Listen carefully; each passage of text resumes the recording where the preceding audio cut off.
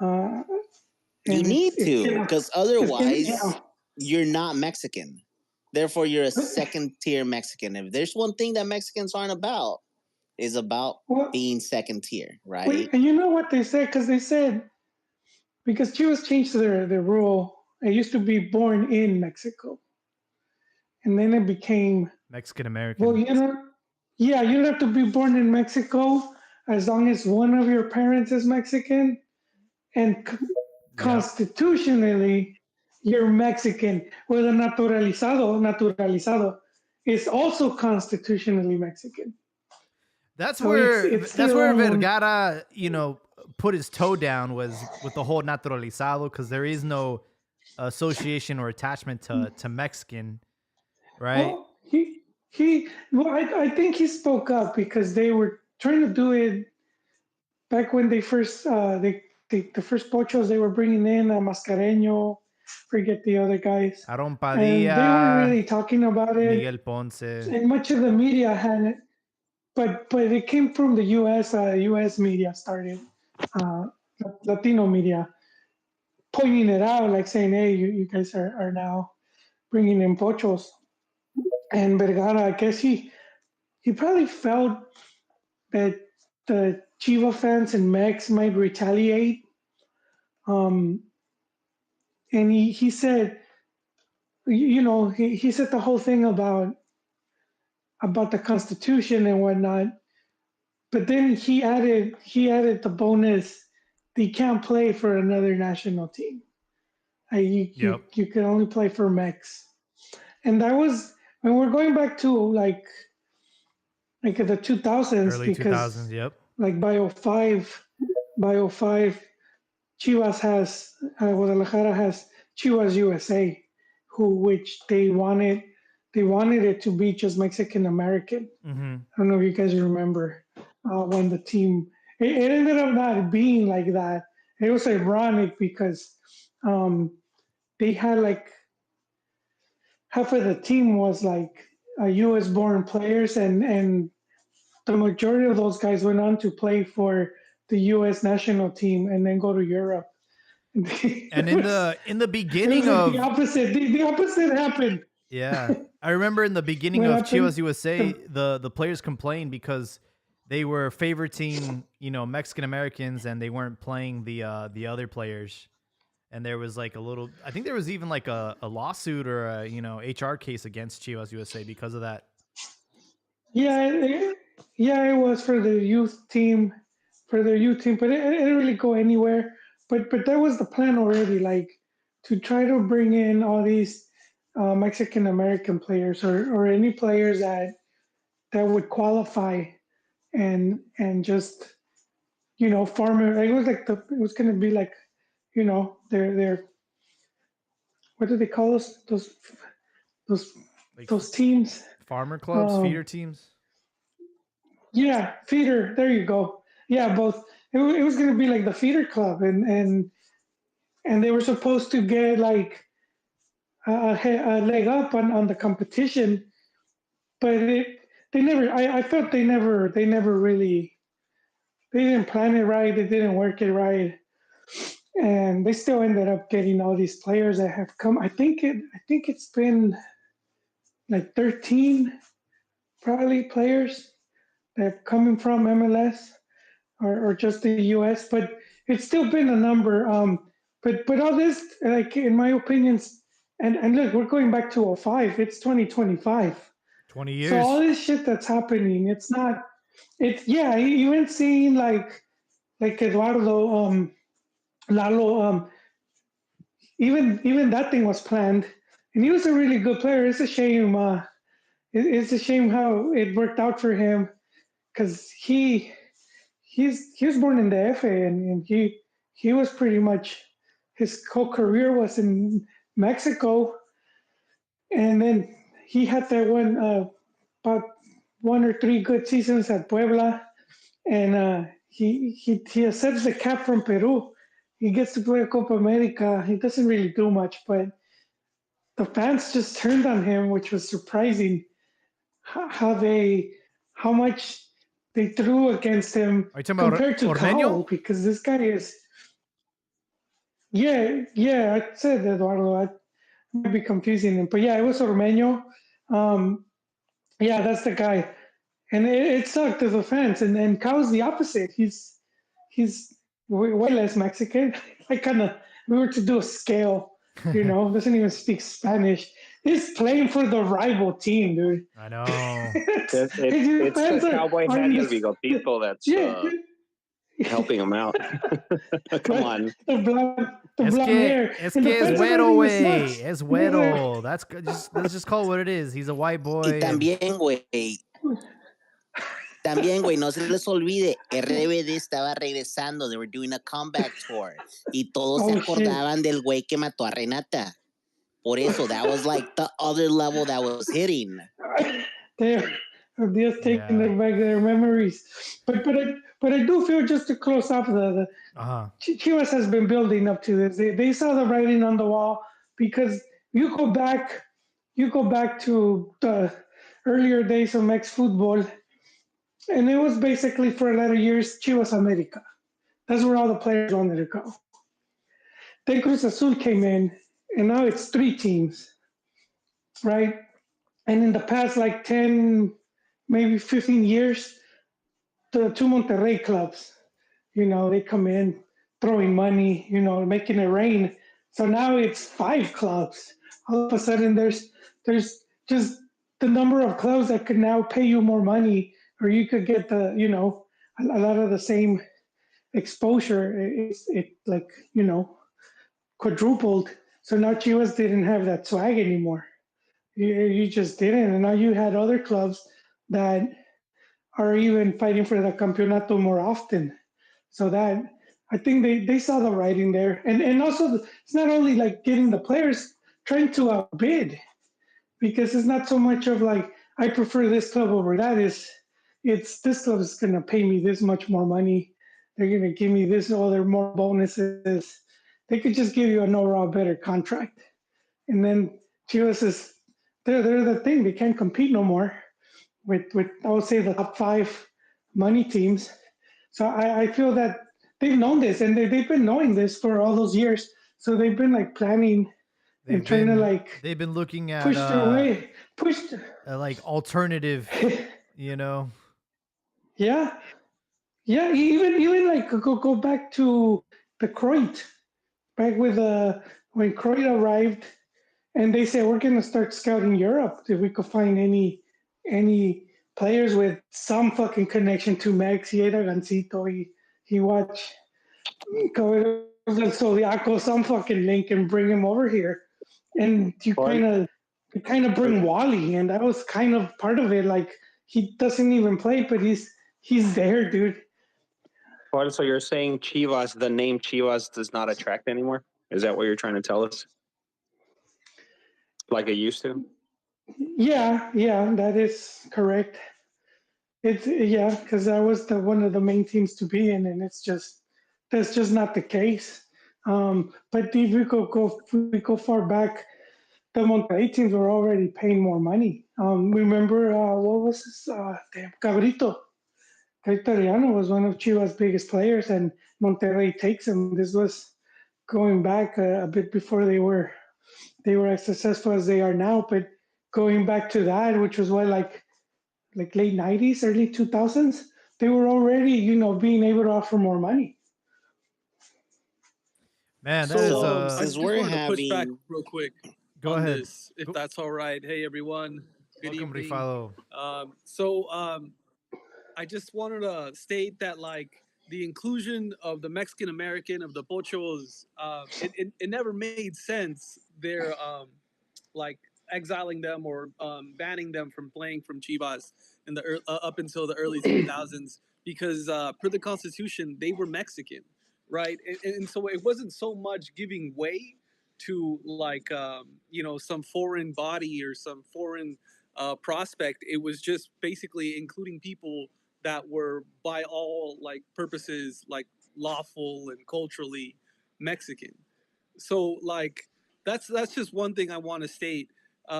Like it wasn't like like I wouldn't compare it to like getting closer to naturalized players. And as far as what Romero is concerned, he was born Mexican, right? So like, and even if he represented another selección, another national team, he would still have been born a Mexican, and he wouldn't be the first person to represent Chivas and also represent another national team. We were just talking about Kate Cowell, we were just talking about Ormeño. So like I don't agree with the idea of a slippery slope, or that this is an indicator that Chivas is gonna move towards um, naturalizados. Like correlation is not causation, and so like while there are things that like are in the same realm, I don't think it points to naturalizados in the future, or naturalized players in the future. Well, look, it's basically, but it's been like a slow progression because we could go back to Neri Castillo, right? He was also born in Mexico, but he played for Uruguay first. He played for the And Uruguay for the youth national teams, he was eligible to and play for Greece too because of how much time he spent there. yeah, yeah, and but see, this already will. You see the club twisted, like like bending their own rules of you couldn't have represented this other team, because But they like wanted I'm to sorry, hold up. I would consider that a progression in including more of your own citizens than I Yeah, would but it's the mentality. centralized. It's Like, like the whole Mexi essence of, do you know what I mean? Like you're proud to be Mexi and all that type of stuff, and you kind of can make those claims if you're already playing with another national team. So it's Look, more along those lines. I know that there are technicalities and you can go in there and try to scalp, ancestry.com and try to find any player that has some connections to Mexico. We clearly saw that under Iron Man, Hierro recruiting Wale, who he's like, guess Chivas. Like, I don't know. He probably didn't even know who the fuck we were until we approached them. He's like, I'm Mexican? Like, really? Like, I can play for you guys? Okay. Like, He it's didn't just even know. like I just think it's the wrong way to go about it, because what that tells me is that you're looking out the exterior, but you're not really focusing on just trying to build players that are like you're from your cantera. Like, look at Tapatio, they fucking won the title last season, and we saw honestly the best player from Chivas on Saturday was the new guy from Tapatio, and I'm like, dude, like just focus on that. Like, fuck Luca Romero. That dude never wanted to play for Mexico. He's only doing it because now he doesn't have a choice. He's not good enough to play for Argentina, so now he's looking at Mexico as an opportunity to go to the World Cup. But let's be honest, man. Like, the fact that he's coming here in his, prime goes to show that he's damaged goods. so the idea of Chivas having to get creative is because of the circumstances that they're in, that the environment, the hostile environment, the Chivas tax, the lack of money, right? So it's like they're forced to be creative, and they can't afford to shut the door on anyone that is available to play for them, and so like I don't think they have the luxury to not do that, so like my response to that is, why not both? They're already doing the cantera. We have a bunch of canteranos looking great, and why can't we try the creative? Because they would take up a spot. Yeah, and that would make us more competitive. And I'm all for that. That's right. It would. See, that's right. You're heading straight into It the gets the way Quiñones. of the development. So who's that kid? His name's Camberos. Doesn't Luca play that position? He can also play centrally or on the left. Yeah. Like I think it's all but done for Cruz Azul, and they don't play with a winger right now. So like right now they got like Montaño, and they got the kid from the Pumas Cantera. I forget his name. It's what's it called? Amaury Morales Rosas, 19-year-old from the Pumas Cantera. They got these two guys as the center attacking midfielder. And if you watch Cruz Azul, these guys will often drift wide. And they have those fast ass wing backs too. So like if he does play for Cruz Azul, which I'm pretty sure he will, I think he's going to be behind the striker. Yeah, I just look, man. I rather see more players get the opportunity, like Hugo Gamperos, who like I said, he looked fucking lively out there. It was an excellent surprise to the start of the season, and if we are gonna go after everybody like Luca and all this stuff, like that kind of like stops a player like Gamberos from debuting and developing. Like, just throw him out there. Like, why not? What do we have to lose at this point? But that's just my 2 cents on Luca Romero. I am salty that he is going to Cruz Azul. It's like, wow, bro. It's like the fact that he's like he is gonna end up coming to Liga MX is upsetting, and we'll see how he does for Cruz Azul. I think it's just the most attractive choice. Cruz Azul plays probably the best football in aesthetically pleasing football in the league. So, They he's they at have Milan, bro. It's like he wasn't to playing. me, it At comes He up to wants money. minutes. Yeah, he wasn't playing. That's what's important. He wants some minutes. And this just shows that, once again, money and prestige is There everything. you go. And unfortunately, Is he Chivas really doesn't have gonna get either of minutes, though? those. I think so. Hey, in this last game, Triple G se nos lastimó, el pinche griego, right in warm-ups. That's why he wasn't in there. That's No why, que like, tenía un stomach virus or something like that. No fue like no, güey, no. No se lastimó. It was Also, during warm-ups. Cruz Azul was playing with they played two jovenazos at the 10 behind the striker, right? And he can compete with those two guys. Montaño has been kind of a flop. They gave him the 10. He did really well with Mazatlan. He's been unable to break into the starting 11 for Cruz Azul. And then Rosales, I think he's great. He scored a really important goal during the Liguilla. I think it was like in the semis or right before the semis, in the quarters. That really helped out Cruz Azul, but like it's up for grabs. And then the Greek guy is injured, just like how Abdia said. So I mean, I think he's going to be a starter right now because of circumstances. Maybe when the Griego comes back, he'll be on the bench, or maybe he'll win his spot for sure. There's a lot of healthy competition happening within Cruz Azul. I have a question. Say this is a redemption arc for Luca Romero, revitalizing his career, going to Liga MX, getting to know his roots. Is he eligible to play for the Mexican national team? Because I know he played for the under 17s and under 19s for Argentina. Yeah, yes. He could represent us. I don't know if it'll happen. I'm all for it, man. If he wants to do it, he falls in love. You give this guy a taco, and then maybe a sodita, he change his mind. I'm all for it. Ese güey le gusta puro dulce de leche, bro. Él no le va a gustar los tacos de asada, ni de tripita, ni de cabecita. So, I don't know. I doubt this guy's playing for Mexico. No, güey. He wants his mate, bro. He doesn't want his. He doesn't want Exactly. fucking. There you go. Nah. Get some matecito. It's fucking. Mira, Pinche güey. Stanley We'll put right some next to it. chimichurri, and he'll be good.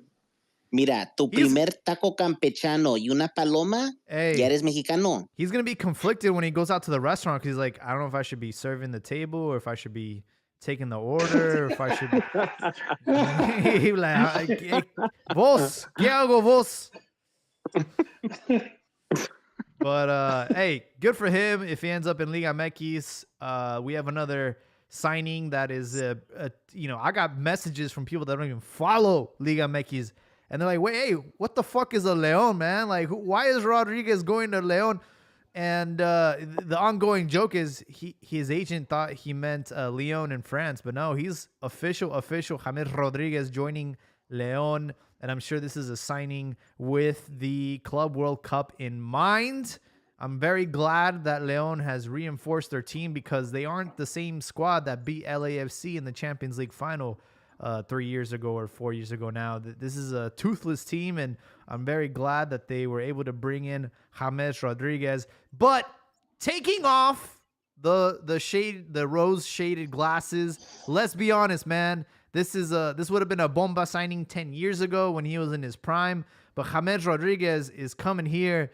It's like Shaq in his later career. He played for every fucking team in the NBA, man. I think James Rodriguez is you know, He's arriving to León though. he's what? So it's like he's arriving to like a mid to low table team, not one. So like for them, it is a bomba because it's not one of the stronger sides. So I've always so liked how? James. I'm sorry. Go ahead. No, go on, Rivaldo. I'll say it right now. So like I've been watching this guy for a long time, and what he struggled with in some of these teams, like in the Premier League or in Germany, is that he doesn't have a lot of time on the ball. This guy needs time. Like if you just put him to his right foot, if you just pressure him and then he's forced to use his right foot, you can basically mark him out of a game. But in Liga MX, like in Italy or like a lot of these hotter climates, the tempo is kind of slower. And so I do think like he'll be really good here, like he was in Porto, like he was in Spain. And then Man. you have the incentive of what's it called, of like competing in a prestigious tournament like the Club World Cup.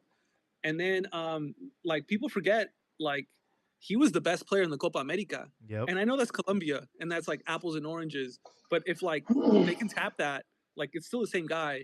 If you build the team right, like the upside is tremendous. Hey, Rifalo, you might be onto something because I read an article about Liga MX being considered one of the slowest leagues in the world. Jeez. So how's that spread looking? How many seasons before he gets kicked out of the team? I give him a season. He's gonna go into The season? That's what Actually, people I are don't saying. know. I don't know if he has plans on trying to go for the 2026 World Cup, but if he does, then I could see it getting extended for at least until then. But this dude has been traveling. I mean, I always thought it was a mistake that he went to League One in his peak, like right after he was at Porto. And then, he ends up at Real Madrid because of the World Cup performance. But I also don't think that was a good move for him, too. There's just too many are you really? I think at the time it was Ozil and fucking Modric. And like, where, bro? Where do you put this fucker? It was a hype move. I saw this interview. I sent it to you, Jaime. It was on a former coach, and he's talking about that his main problem has been his personality, and he's someone Really? that is difficult to get along with. And he's saying, look at all these teams that he's been bouncing from one to the next, and he said, how come even after the Copa America he didn't have better offers? And well, that's always been something we've seen before with some of these talented players that end up doing the whole becoming a journeyman when they should have which had a long career at a club where they would have established themselves. Yeah, that's an interesting thing that you bring up. I mean, I don't know. I know there's people that are locker room cancers. He might be one of them. So he only played 6 matches for Rayo Vallecano in Madrid. And the reason why he joined is because he has property in Madrid from his merengue days. So like that was like the big incentive. Like, oh, I'll just go back to Madrid and we'll see what happens. But like the coach at Rayo wasn't interested in building the team around him. And, homeboy probably partied, so it didn't work out. What I think is interesting is his last 3 contracts were terminated by mutual consent. Well, there you go. And let's see. I told you. 1 season. Yeah. Kick it out. Yeah. Now, the funny thing about this whole thing is that I had heard rumblings and rumors about James coming to Liga MX like a while ago. But, it's one of those things where you see it and like, no mames, so why is he coming? There's no way he's coming here. But I had heard it as him coming to Cruz Azul, right? So what that means is that he was being shopped around in Liga MX. And Leon was the one who paid the highest bid, right? Did any of you hear the rumors of James coming before any of this? I remember him being linked to America, but I don't think America's Cruz Azules wanted him. And that's probably one of the reasons why. and I think Leon just needs him because they're going into a Clubs World Cup. Like Jaime said, they're the team that qualified there. That's not the same team, and they need to put together something. Not go embarrass themselves.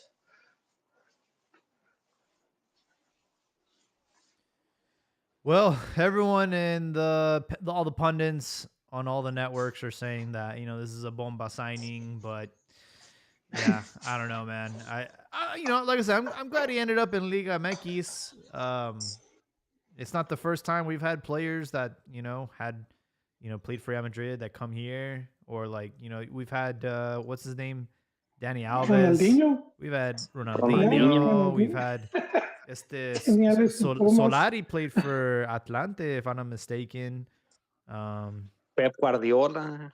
we had Yeah, we had Bebeto, el Bebeto de Toros el Neza. Piojo Lopez, Zamorano. I mean, we've had some. It's not the first time we've had Eusebio. I mean, bro, it's crazy. I'm surprised Pele didn't come to Mexico. Honestly, that's probably the only. He did come to I Mexico, know for the World Cup, but he but he yeah. no, he played with Leones Negros. I did this in a pod a few years back, but the plan was to put him in the Chivas jersey. So it was a quadrangular, Mm. and if Chivas made the final, he would have played as a because it's an official tournament, and he would have played. He would have played as a Chivas player, but Chivas ended up losing. It was a new club. It was a new club from Guadalajara. Snap. We have to go back to the archives. I had to find it, but yeah, he did come and he played in Mex. A few games, but he played. While we're on the topic of Colombia, some surprising news from Efrain Juarez. He has decided to resign as head coach of Atlético Nacional after winning both the league and the cup. So, what's going on with that? He Go out probably on said, top. "Hey, I won the championship. I gané la copa. I'm like, I'm out of here. I'm tired of your guys' league bullshit." Oh, I don't agree with like leaving your post without having one secured. Maybe in the next couple weeks or days, uh, he'll announce his next move. But I could see him ending up in Liga MX. He could. Now, one of the things to keep in mind here is let's not forget about the circumstances under which he's leaving. He was arrested when he won the Copa, right? For inciting a riot. Porque celebró el gol y la final y que ganaron facing the fans. They were away. So he faced the fans and celebrated and did all that. And pinches sudacas don't know how to behave themselves. So they started killing each other in the fucking stands. The police comes in and they take the coach away. That way, no, they let him out. Everyone's like, yo, there's some bullshit, this and that. They let him out. He goes and then he wins La Liga, ¿verdad? After that, the videos of him partying, que sale bien pedo y todo eso salen. And then everybody in Colombia is like up in arms and not like, how dare he? How could he? Really? This and that. Yeah, bro, they were pissed. And they were like pulling the card of like a foreigner coming into our country and doing these type of things, blah blah blah blah. You're supposed to be setting a better example. Estaban emputados, güey. So him stepping away at the top, I don't see why not doing it. They were already like gonna pull any fucking thing against them. I'll be interested to see where he lands. But hey, it's nice to see Mexican coaches winning abroad. There's also some conversations with Efrain Alvarez. Now that Chivas lost that bidding to Cruz Azul for Luca Romero, it sounds like that's a possibility of him going to Chivas. So that's it's the transfers are not over just yet. Diaz, do you know anything about Mateus Bogus? there's a rumor that he's going to be joining Cruz Azul. I do not know. That's the first time that I hear that name. Who is he? I think he's like Polish. Neta, way. I haven't. Cruz Azul has been fairly quiet, at least from what I've been following. So, dude, and esta you got me on the blank. Yeah, he's a Polish soccer player, and he is playing for LAFC. And I guess there's a rumor going around that he's negotiating with Cruz Azul. He's a midfielder. And then I think the official one for Pumas is Carrascailla, Panamanian player. Know him very well. I always see him in the Nations League and in the Gold Cup. Sounds like he's joining Pumas. These are like the latest transfer rumors and confirmed rumors too, or transfers rather. So we'll see. Overall, I think it's been a pretty interesting offseason. Carlos Salcedo is, going to Rayados. I know he's got like that toxic family, but he's only 31, man. That's kind of crazy. That dude's a rapper and a murderer. Like, what more do you want? He should be on Death Row Records. Wait, Bro, who did he murder? His sister, bro. He chingado, no te acuerdas, güey. Put a hit out for her, bro. No, I heard the sister was involved luego- in some shady shit, but wasn't it the mom or Salió That el shit was último a que it mess. was the mom, bro. That's Yeah. the wild thing. At the end of the day, it was the mom who put a hit on her own dude. daughter. That's some Damn. crazy shit, bro. Like even if Tan pesados. it's like a rumor, just the fact that that's a possibility is nuts. Oh, it's not a rumor. She was detained. Oh wow. Yeah. Let me go over these results real quick. First week, we had America, and you can put a asterisk next to America winning against Querétaro 1-0. The reason I say that is because didn't they like rest all their players and even their coach wasn't even there? Like they're not even trying. Yeah, it was like the under 20. They're their youth team. Sacaron the middle school, man. Do we have any fart sniffers around here that can tell us? Because I'll be honest with you, I didn't even watch that game. I didn't watch it either, but I knew that majority of the team took the day off, and it just confirms everything that everyone feels about Querétaro. They should not be a first division team. They're a fucking disgrace. Well, remember this. Querétaro was the team that was going to be sold if the Apollo Fund was approved. That was the one team that they were going to have control of, and they were going to rebuild however the fuck they wanted. So I saw the game, and without context, it was a bad game. Querétaro was very competitive. They had chances to tie it. And then in the end, America was better with their sub-23. They had 13 under-23 players play, which is great. I think the only starters were Araujo and Chiquito that were like not sub-23 players. And, it just goes to show you that they have a good cantera, more so than Querétaro is bad. But like without the context, it was a scrappy game. Have you guys ever watched like, U23 games? They're just like super quick, like kind of chaotic. I've seen some Liga de Expansión games like that. Yeah. So like that was the sort of vibe that I got from it. But like when you add context to it, it's like they're missing like anyone and everyone like who's worth a damn in that team. And it's pretty impressive that they were able to come up with a win, maintain the clean sheet. So props to them. And some more context with America. Of course, when I say the word America, Ricardo pops up like Beetlejuice. But they led this jornada with the most debuts with 4, including one that is he related to Carlos Vela? Cristo Alejandro Vela, 20 years old. He is. If you look up his name on Google, it's a picture with him and Vela. Which one? Because I know there's Alejandro and then there's Carlos. Carlos, Oh, okay. So which is salt in the wound because this guy is from the Chivas cantera. You know, Yeah. his clan should be represented in Chivas, but yeah, you know, I mean, Alejandro played for the team, the actual first team, and then I know Carlitos never really debuted in Liga MX.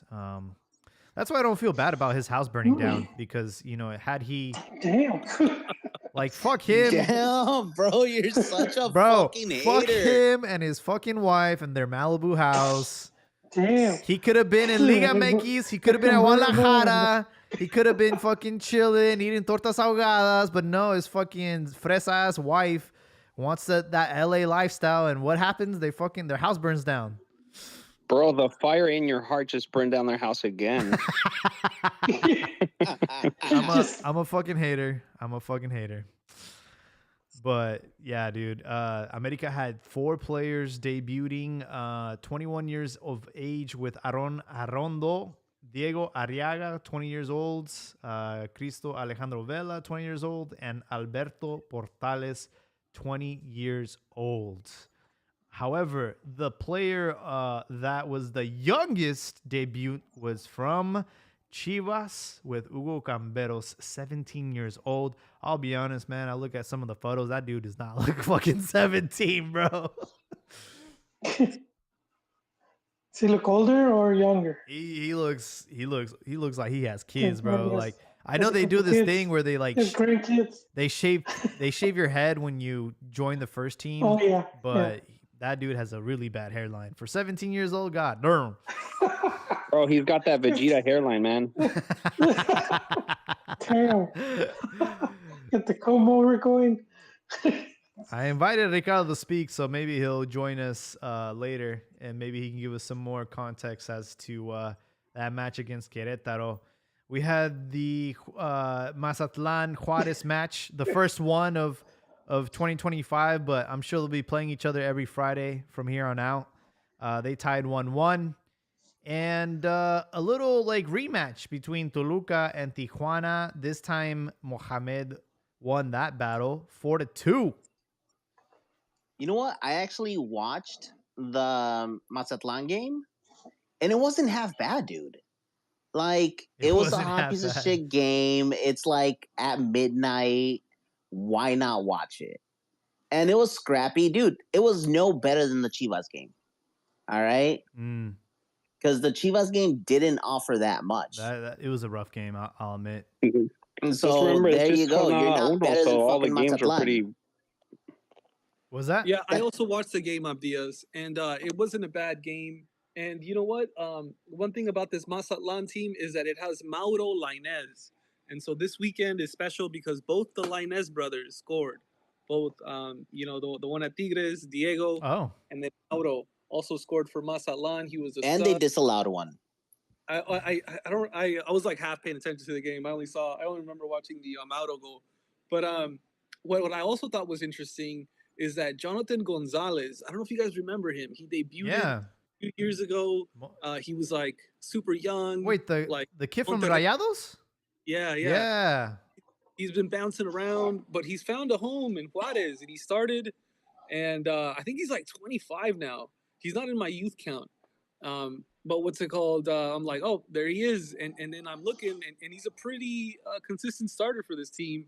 It's just that no one watches Bravos, and no one gives a fuck about him anymore. I think he's 25 now.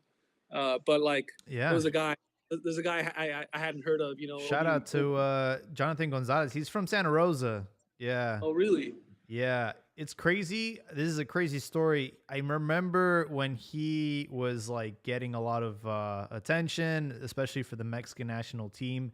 And I want to say he got called up. And I think he posted a photo of him as a kid going to a Mexico game in San Francisco. And I swear to you, bro, like I think I was in the background because I was at that game. And I was like, yo, that looks like my car. Like, and that looks like where I was. Like, because I remember like tailgating in the parking lot before the game started.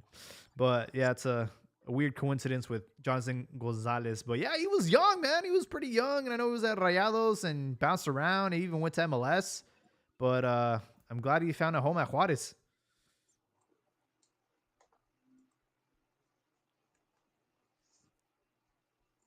We had the Toluca. I mean, look, man, Toluca, a great regular season club, right? I mean, this is the victory over Tijuana is no surprise. It's about how they finish, though. Everyone's calling these guys as the favorites to maybe win this league, and I know that's probably why the reason why they got Turco, because he's good with the short season and the knockout type of style format. But I'll hold out till the end because I'm very skeptical of them getting it across the line. But obviously, watching Alexis Vega score a brace, a little salt in the wound there for us Chivas fans. But glad he's finding his form out there. I would say that was the best game of this jornada because of the goals, because of how exciting it was. And Vega also got an assist. So he got 2 goals and an assist. And I was like, damn, you know, what was that at Chivas, But I guess it's the system. But yeah, salty for sure. Yeah, for sure. Yeah, I mean, all of our players flourish outside of Chivas. I'm sure Chiquete will be the best center back in the league at Cruz Azul. We had some other. All right, hold on. Yep. So with that being said, what's the problem at Chivas? You can't say that it's the culture that the players get lost in the city. Oh, at this point, it's an institutional problem. I'm glad that you bring that up because I don't know who shared this on the group chat, but it was an interview with Cota, who was at Chivas, and they asked him that question like, "Hey, why do all these players flourish outside of Chivas?" And his reason was because they appreciate like their career more like when they leave the institution because they realize how special it was and what an opportunity you had. So it like motivates them to like for their next club. Wait. Go Right ahead. behind me. The way you posted it yeah, it's more along the lines of they come to realize that they might not get another shot. Like I fucked it up at Chivas, and this is my sick. Like I might not get another chance after this, so I better like go hard now, Thank you for clearing that up because if yeah. But I mean, you were saying it, but you just missed that. The way you it's worded like it. a last chance. Yeah, like a last chance. And it does seem like, but I think because the media focuses on the players, because there's a lot of other players that just disappeared or we don't even hear about anymore. And it's become something from the media of like saying, oh, look, Chivas. I remember they did the same thing to America back in the back when they had when Televisa owned Necaxa and San Luis, and they used to like get the better players from there and bring them, and some of them would not do as well. But I remember that was like I would say America ruins players, um, and it's funny now to see it to see that now talking point at Chivas. But I think you see it more. There's a lot of more players that just go by the wayside, but for me, the thing is, just because you leave the club doesn't mean you sucked. Chivas gets a lot of players from other teams that end up doing really good. So it's not, it's not so much um, that there's always going to be problems. Some teams are just going to be a better fit. You You couldn't be more wrong. Welcome to the show, Ricardo. I was waiting. I just got off. I was running for a little bit and I overheard you guys talking. So I had to come in and give my 3P point of view, It's always good to have a different perspective on things. Yeah, let's hear it.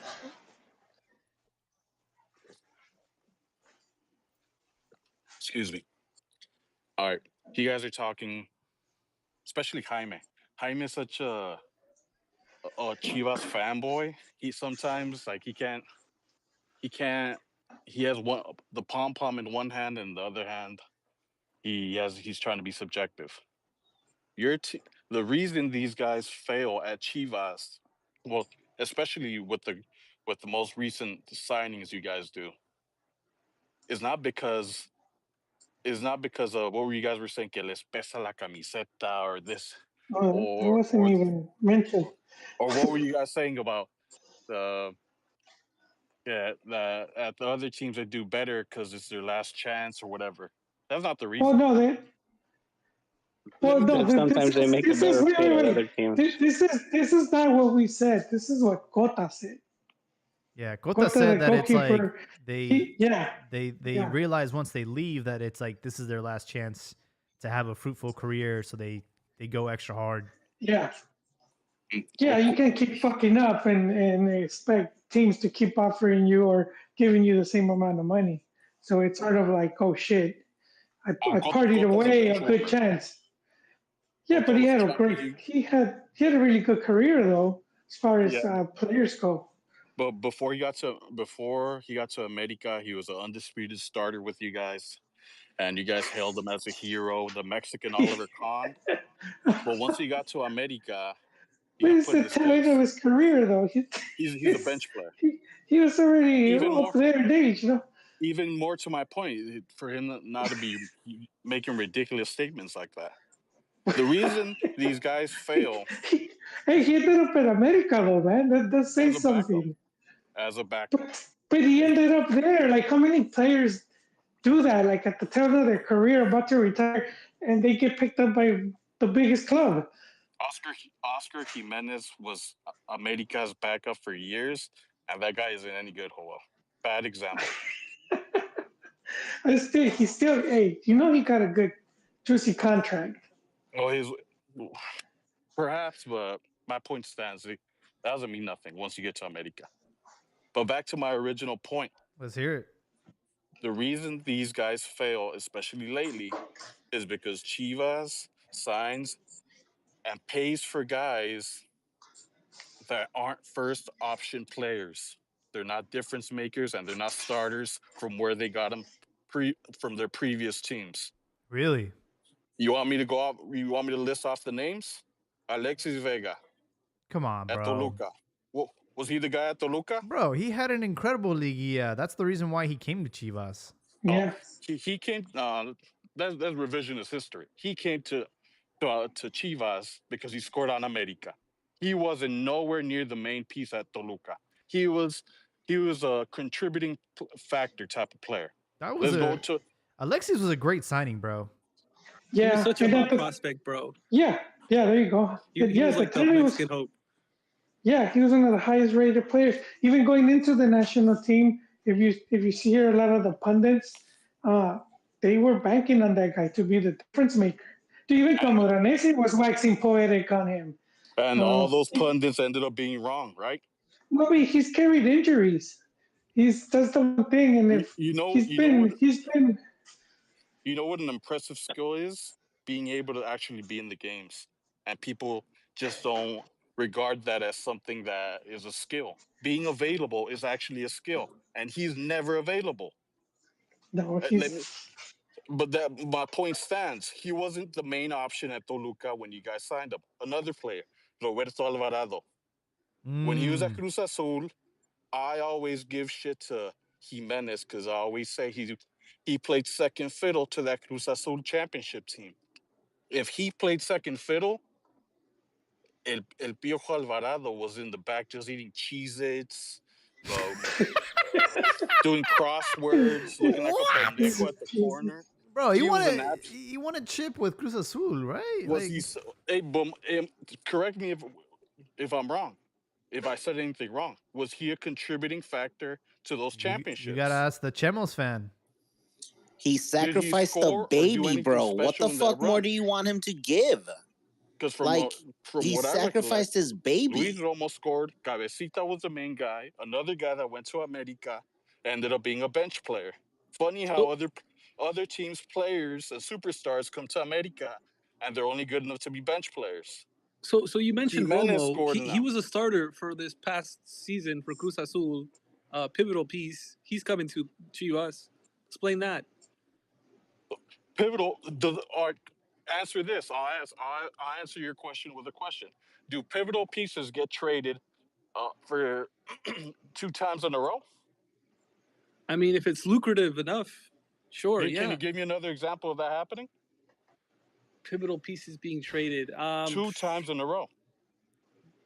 Well, look, man. I'm not over here gonna pray. Cristiano Ronaldo was sold, bro. Like what? You know, Real You're Madrid comparing sold Luis him, Romo. and then you know All Manchester right, United sold him. if you guys don't want to admit I'm right, just say that. All right, but come on, you. I mean, Look, I'm just man. saying, like you're saying, this guy wasn't instrumental. I mean, we don't buy instrumental players. This guy I didn't started like say almost every I game. didn't say instrument. You I said said you contributing guys don't. factors, right? No, no, What? no, no. What See, your emotions are getting in the way, riffraff. Let me repeat what I said. I okay. said you guys. This happens with Chivas fans all the time. I'm used to it. I said Chivas, especially lately, the reason they fail when they're at Chivas, like Cota said, but when they go to the other teams and they succeed, is because they're not. When Chivas signs them, they're not the main option. They're not the starter. They're not the guy at the Main teams. option at their previous club. Exactly. I mean, Romo was a starter. When we signed Again, goes Chicote. to my point. Chicote was undisputed starter for Necaxa, bro. When we signed him, Chicote. Yeah. I mean, Necaxa, Chicote. And also Angulo. We also got Angulo, and he was also like those So two were saying- killing it. Chicote was also at Chivas, and he ends up at America. They got him. They There's got your him. question You're saying the a guy left being back traded. was the main option for Jaime? No, That's I'm what just you're saying, like, it's not like they were like scrubs at their previous club. They were Yeah. they were Well, influential. Again, I'm not saying Yeah, that. he's I'm one not of the saying better players. I'm saying the reason the player. I gotta say that, man. You guys really don't want me to be right tonight. I don't get it. What? The reason they fail at Chivas and succeed at other teams is because they're not the main option. Joel mentioned Chicote. Is he the main option at America? Is No, he? but I don't know, mention dude. it because you were asking about a player that was like a key player in the team and got traded twice, and that's one that ended up at your club. Wait, Riff Raff is talking about Luis Romo, and that guy hasn't even played for you guys. That example doesn't even make sense. I'm talking about the guys like you guys mentioned. They were at Chivas, failed, and you guys come up with excuse. Not necessarily because like Cota, we talked about Cota, and he didn't stay at Chivas because Pachuca asked for too much money. But he was a starter, and he won at his previous club, and then he won at Chivas. So I just threw Cota there just to bust balls. He did really well. He won the Copa MX with Puebla. I know. I get his resume. Yeah, Pizarro came in. He did well as well. He's another player that triumphed. He's an absolute bum. But he won at Now he's a Pachuca. bum. Then he wasn't. Fans that still have that guy's photo as their profile. Pulido wasn't even key, and he ended up doing good at Chivas. All right. What happened to him going to Europe? Timo Grealish. One thing that Timo Grealish. One thing that I will say though is ex Chivas players have gone on record saying that they enjoyed the championship that they won from the other clubs after more than they did when they won. Like Osvaldo said that when he won at Santos. Masa Rodriguez said that when he won at America. And I'm sure there's other examples of other players that won championships with Chivas and their whatever club after. And they said that they enjoyed it more with the other club, which tells me a lot. It tells me that we do not treat our stars like well. I've been looking for, it was a while back, even before I started calling into this pod. I remember Rafa Marquez, the striker that played with you guys. Yeah. The one that was always injured. Lugo? The one with the hot wife, the one that with the big fake lips. I might need to do some research for scientific purposes. Her face is a mess now. She injected all sorts of shit in it, but she used to be hot. Yeah. him. There was I forget. God, there was an interview. Someone interviewed him, and to Jaime's point, he said that short stint that he was with America, that lone stint, that he felt way more pressure being there than at Chivas. And Massa said the same damn thing. More pressure.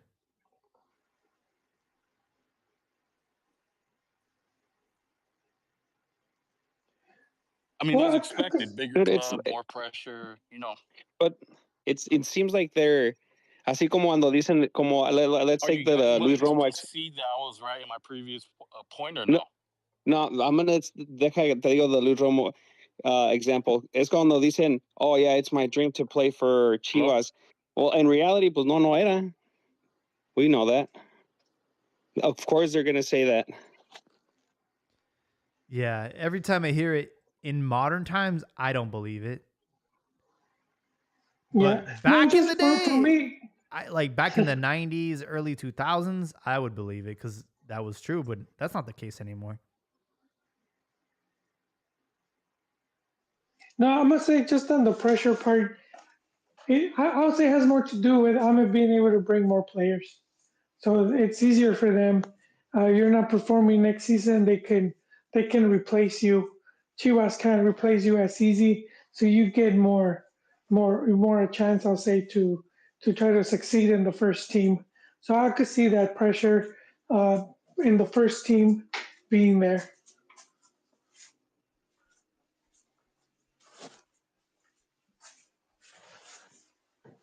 Yeah, I don't know. I've never liked the way we treat our stars. You see a pattern of disrespect that goes very far back, and yeah, I mean that's just what it is. I don't know if it's the Vergaras, but I don't agree with the way they treat our players. They should have extended Osvaldo's contract. They shouldn't have treated Omar Bravo the way they did. And I mean, the biggest disrespect was honestly Ramon Morales. What he did for the club and how he had to go through the back door to leave was absolutely disgusting. As far as Chino Huerta goes, he got his reception over there at Anderlecht, and I'll be honest, man, that was a nice touch. He wasn't expecting that, was he? I don't think so. I have a feeling he's going to fail. Rápido, and he hasn't even played yet. Like I said before, these guys are not used to day-to-day competition with someone It's that's the trying to take your Belgian job league, now. dog. It's not. If it was Look, like La Liga or Italian league or EPL, I'd believe you. But this is the Belgian league, bro. I don't rate it either, but I'm just saying the as we said before, these players have become so the quality of these players has diminished in such a way that No, I agree with you, but the fact that he went, I think, says something. And I agree, especially of the day to day competition. And if he does do well, he thrives in that. I should say more of him as a player. He has that mentality of wanting that and even looking for that challenge. Look, I've seen him do really well with Pumas, and I've seen the frustration of him making some great runs, doing some great crosses, and then the rest of this team is just like not on his level. So I'm sure he'll flourish in the Belgian league, and I'm sure you'll see some of the same skills that he's shown in Liga MX. I will say though, we are the slowest league in the world, so what looked like a pacey player in Liga MX is he might be the slowest player on the team, honestly, in I mean, Belgium. I say they see it slow, but I don't think that.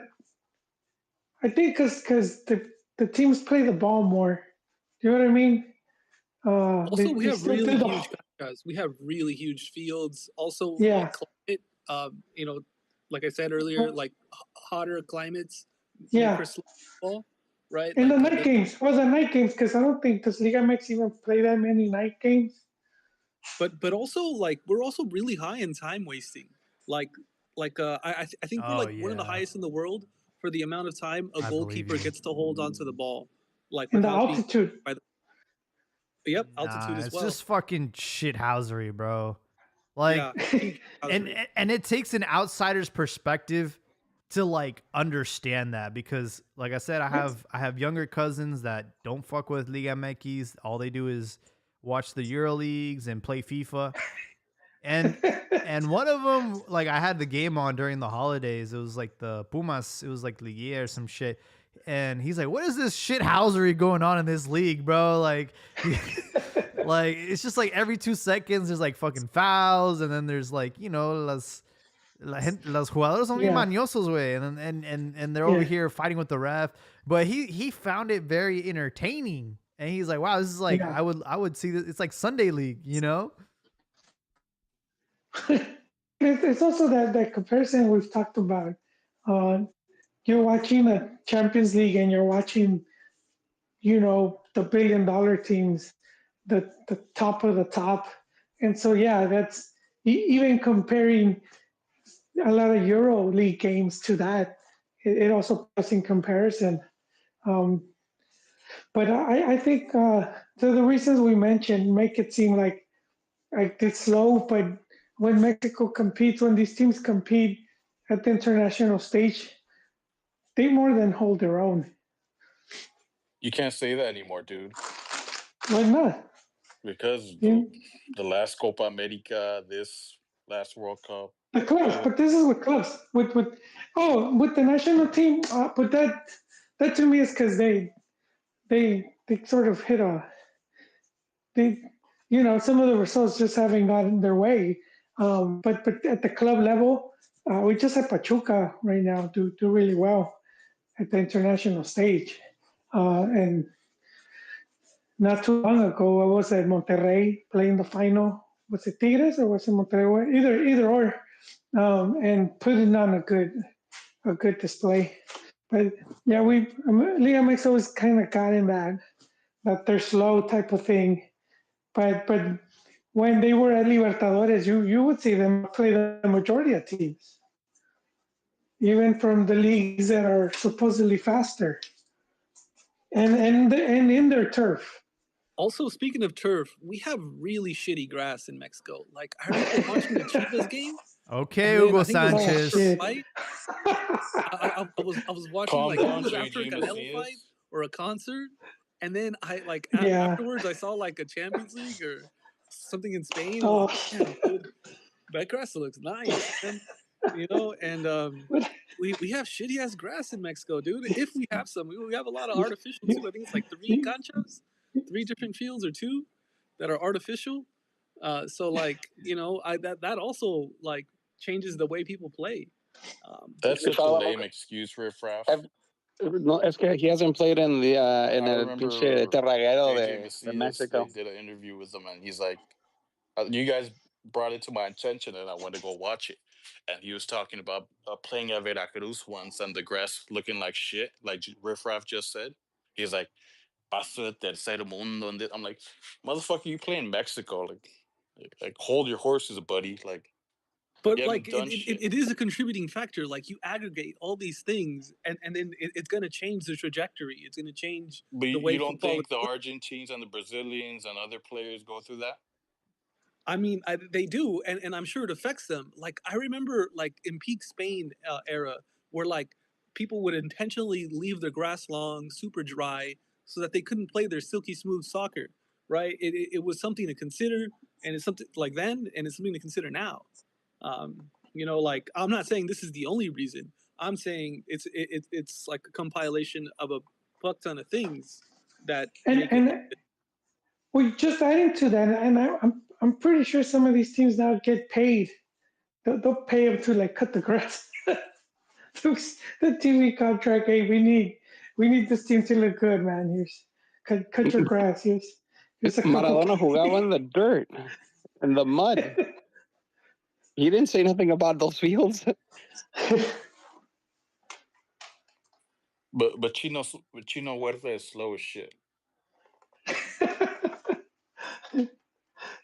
That guy's What are you talking problem, about, bro? if you watch him play, he holds on to the Ricitos de Oro ball. make He's him fucking aerodynamic. Ronaldinho, and he's not even a Timo Ronaldinho. He thinks You he know, can cross everyone up, and he holds on. He ends up losing the ball a lot because of that. I think you're right. I think his future is more centrally, like a 10, like a CAM, center attacking midfielder. I don't think he's fast enough at the highest level to be out wide. Same thing with Vega.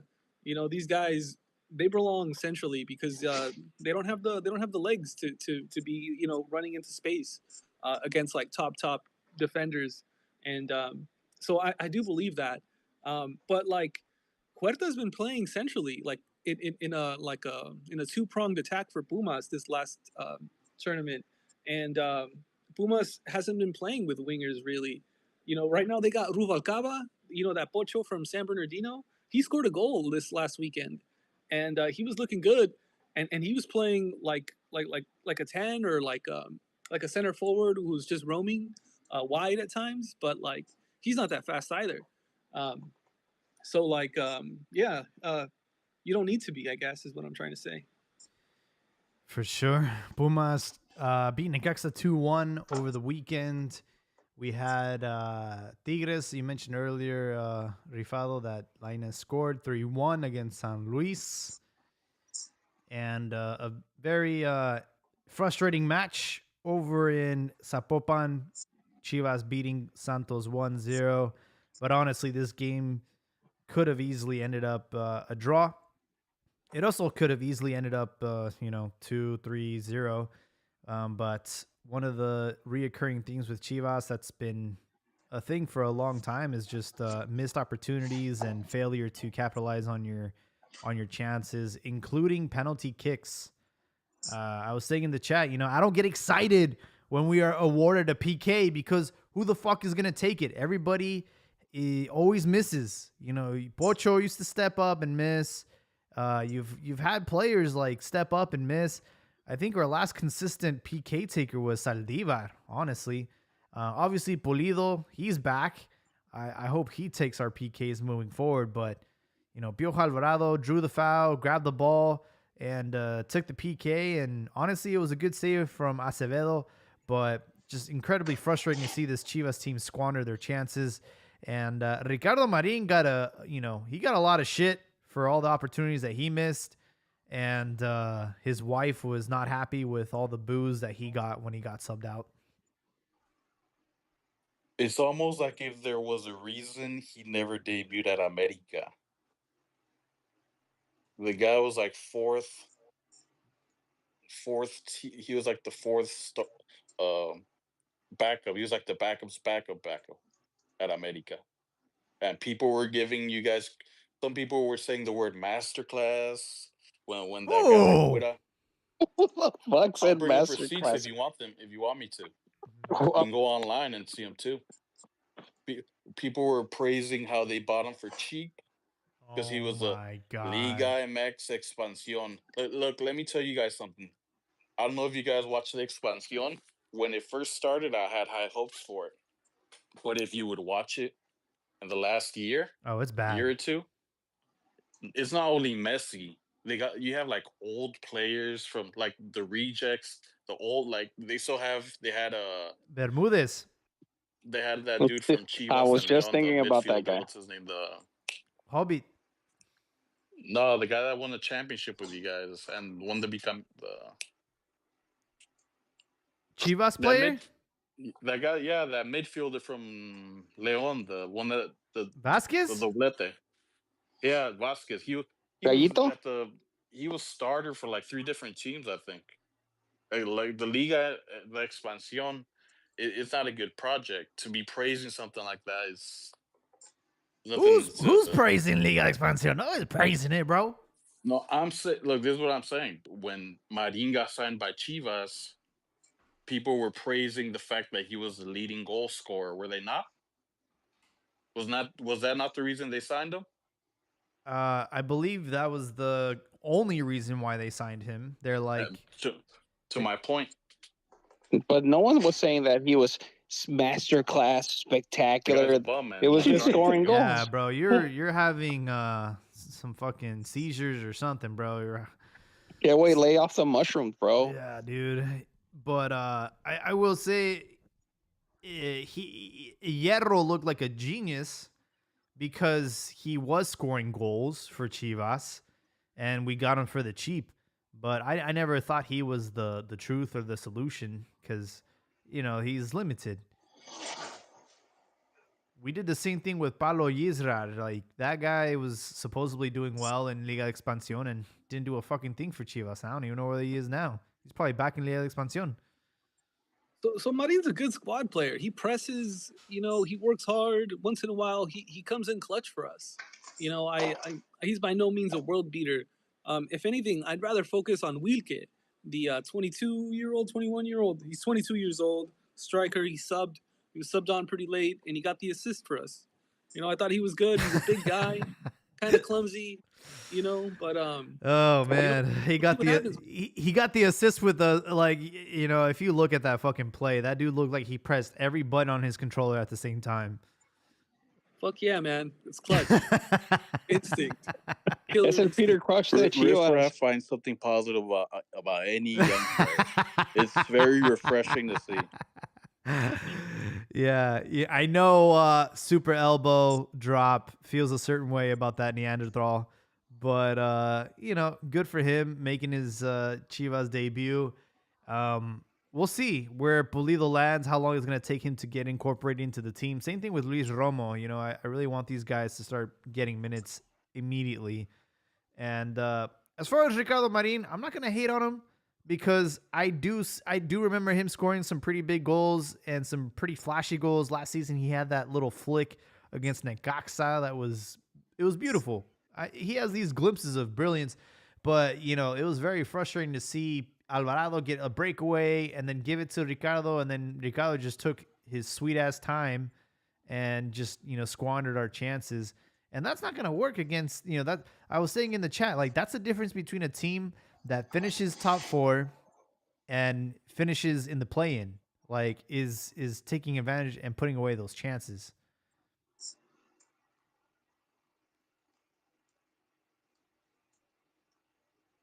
But I'll give Chivas the benefit of the doubt. It's the first game of the season, and there's still plenty of football to be done. We actually already have our next match on Thursday between America and Tijuana. I'm a little bit upset because I would want this match to happen later in the season, but we're getting it on Thursday. Rifado, are you going? I've noticed that Riff Raff has been compromised. How so? He has something going on with the Xolos franchise. He glazes them a bit too much for me. He's a Cholo insider, bro. Too much props, too much positive. I'm very grateful to them for sure. They were super nice to me. I'm gonna try to go to one game, but not this Thursday game. Is it at home? I don't even know, but I can't make it. But I am very grateful to them. I think Juan Carlos Osorio has been doing great things there. Like in his debut season, he didn't sign anyone, and he had this great. He was so close to beating America, and in that first game, he spanked them.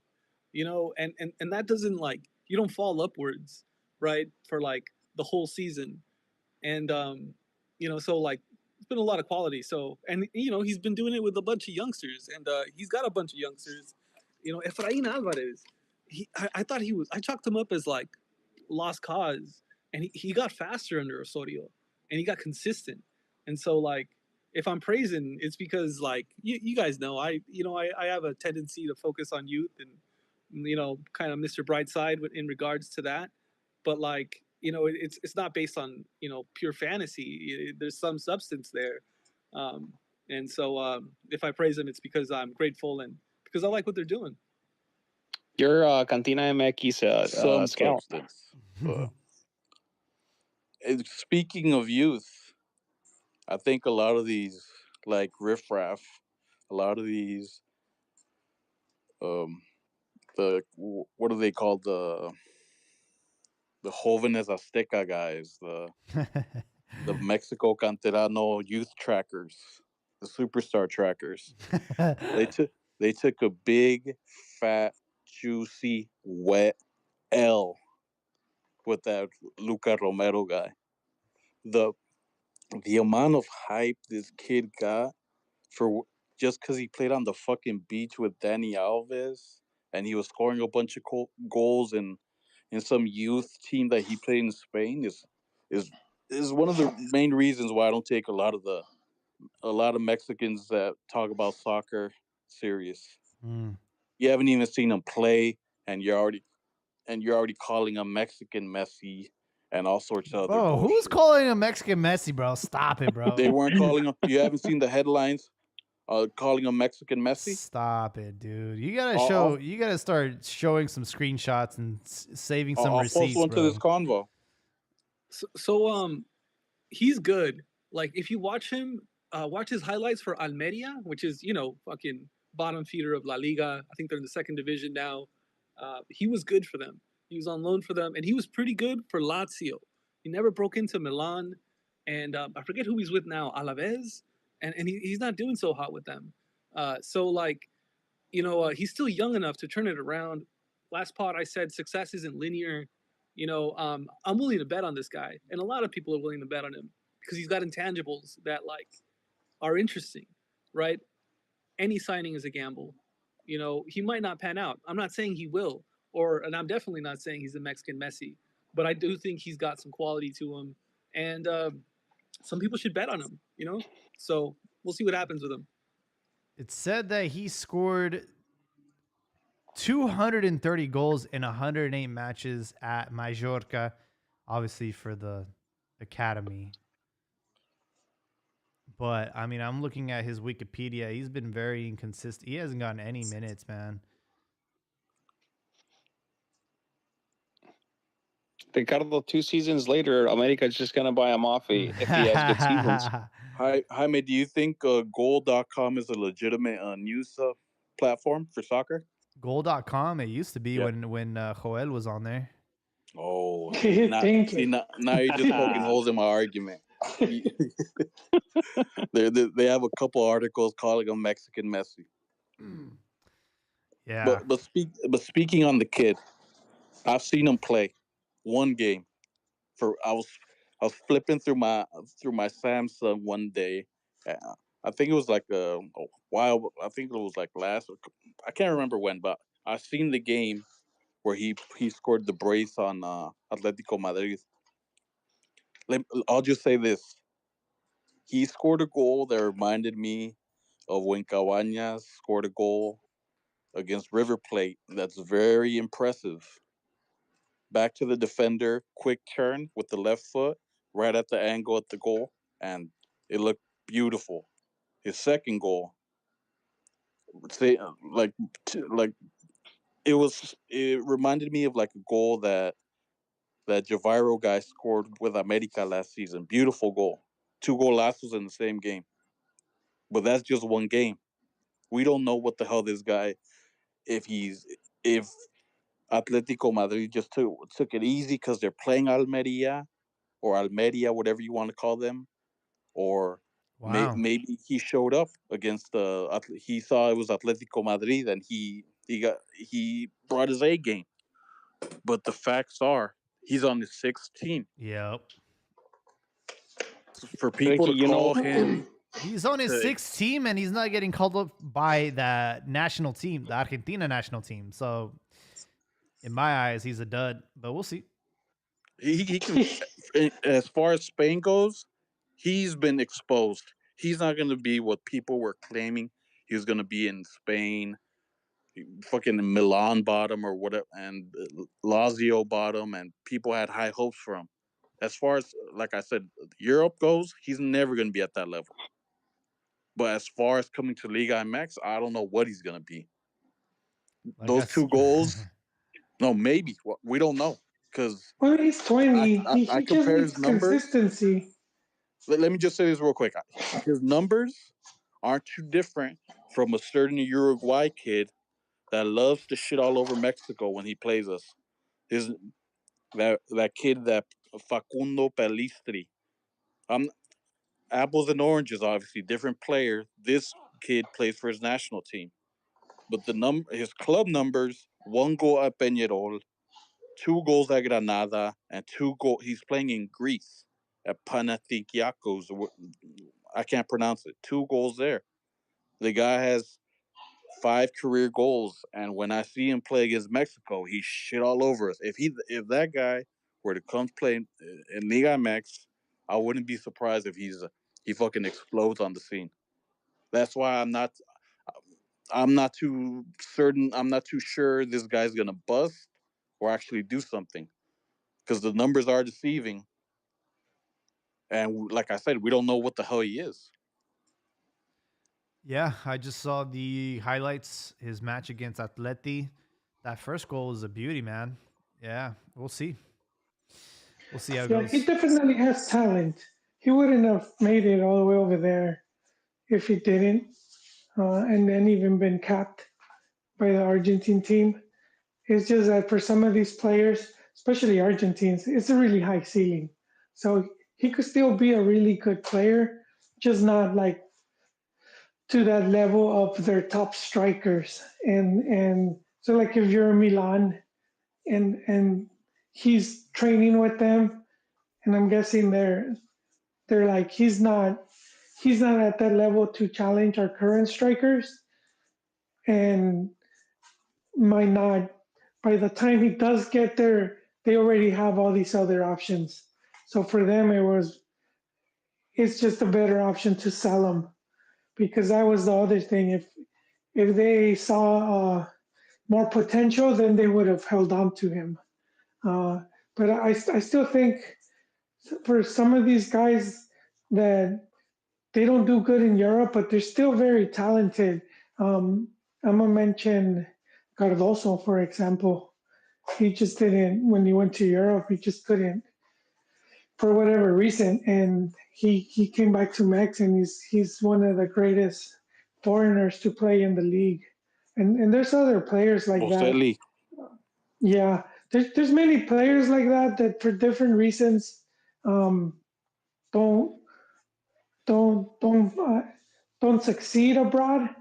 But like if you get that consistency, you could just play at a really good level, and and you see it with these players where it's like it's not that they weren't good enough, because when they face off like national team, uh, they all play these other Euro teams or these other players at the national team level, like Cuauhtemoc. You wouldn't think much of him as a player, and there was always a criticism of, and they didn't really go abroad. But no matter who he played against, be it Brazil, Peru, no matter, he did his thing. He still outplayed a lot of these guys. So, but with him, I think it's a coin toss. I do think he's talented, and we'll see how he works out in Mex. But I think for that age, he just needs consistency to get a lot of playing time, stay in the same team, not be all over the map like in the Street Fighter games.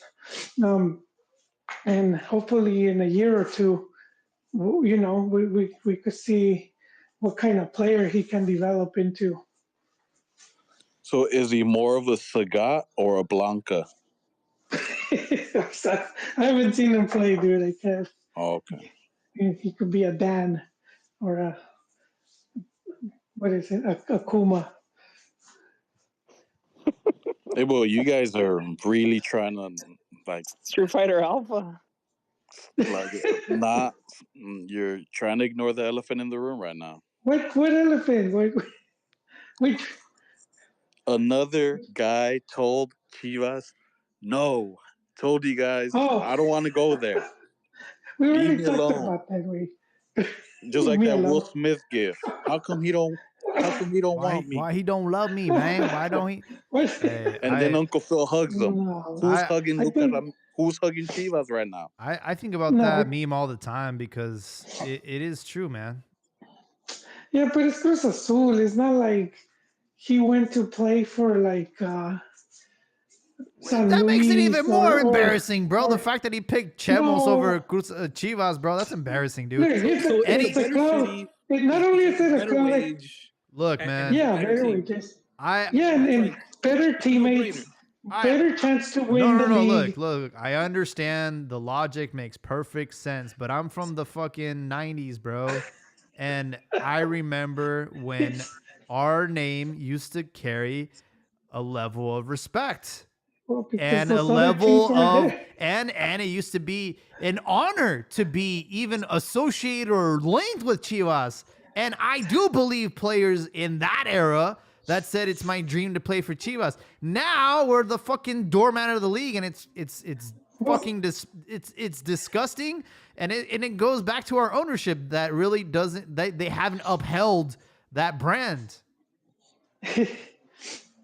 You know, yeah, this signing reminds me. I'm not comparing the careers or the style of play or anything of that nature.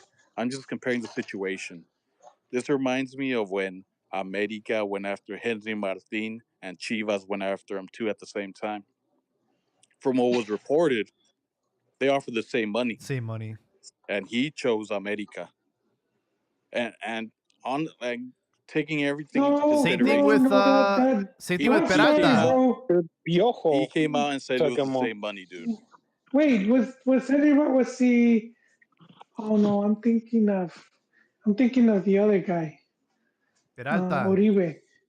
I'm thinking of Peralta Dude, Well, de you Chivas. guys had him transfer before iba con America did. maña, bro, porque Piojo Herrera took, Back to my point. lo Back to convenció another más. point. You guys signing players that aren't first option in the other team, and when they get a Chivas, they're not the stars you expect them to be. But besides that, And this guy told you guys, leave me twice. alone. Twice. Stop bothering me. Leave me I don't want to alone. play with you. Stop. Dude, He left him in red. Henry Martin said no to us twice. Once at Yeah, Tijuana, damn. and the other time when he was out of favor at America, and if it wasn't for an injury for one of the strikers, he would have joined Chivas, but the player got injured and then revitalized his career and got a second chance at America, and that's Oh, how so that he story was. goes. Wait, I think yeah, didn't he say he was gonna go to Chivas? Yeah, but Yeah, then that year that Atlas won the first of their It's just- bicampeonato, he was He getting wasn't kicked out of saying no. I America. forgot what striker you guys And had, and Roger then Martinez got injured. who got injured? Roger Martinez, he got injured. Roger, yeah, that's right. Roger, Damn, he should have not gotten injured, man. There's a He lot of would have. players like that we missed out on for whatever, for being cheap or for whatever reason, and that that's come back to bite us for sure. We would No, have had Peralta, because Chivas had him. They had him on loan for Libertadores. yeah, but it was before. hey, but this kid, Cruz Azul didn't pay a lot for this guy. No, If you guys really they wanted actually him, you paid could have less. got. Yeah, so Yeah, but it's the wages, right? It's Chivas can do Cruz Azul wages. Wages plus so what you're bonuses saying plus is that access to Chivas is a window Cariñosos and shopper, like whatnot. the 50 Cent song. Is that what you're saying? They're broke and they're just No, outside the window no, they looking don't in. have to be broke because it just has more money. It's keeping up with the Joneses, dude. We're in the same neighborhood. Yeah, but you guys aren't moving on up. Have more That's the money. problem. All right, this is my Well, theory. yeah. This is my theory because Yeah, but that's not broke. Luca, like Chivas were willing to pay more than what he actually went for, what Cruz Azul ended up paying, which tells me that maybe we are way more difficult to negotiate with than other clubs. But I don't know how that's the media reporting it. That can't So be true, bro. I'm We got gonna 8 wait. mil out of you guys. Bro, Like, it according can't to be true. Chuyón, he was playing both sides. Yeah, I'm gonna wait for the actual people like in the club that ultimately in one of these podcasts they'll say what the negotiation was like. The media will make shit up because it don't matter. No, who's gonna verify? It's gonna be years from now, and no one's gonna give a shit. I just by know then, that our front office I is think very the media incompetent. daily. Not that. Come on, Jaime. Bro, They've been. you want I any evidence of that? Go back to when ¿cómo se llama? Peláez was our fucking director, and he fucking went to Yes. he went to inquire about Brandon Vasquez with a $500K offer, bro. Come All on, that man. and more media stuff. Hey, No, that he guy's said all it right. That guy's a himself. bum. Where's he at now? That's from his fucking. Where's the Brandon Vasquez at now? He's back in the MLS. Yes. He's in MLS. Like the scrub he is. He was right. He was right. Well, I mean, it's just that that's the other part of it. They don't have that much money where you can afford to take that L if it didn't pan out because They're using they have Chivas has bro. been Chivas is using transfermarket.com and football manager to fucking use as their baseline of how much players are worth.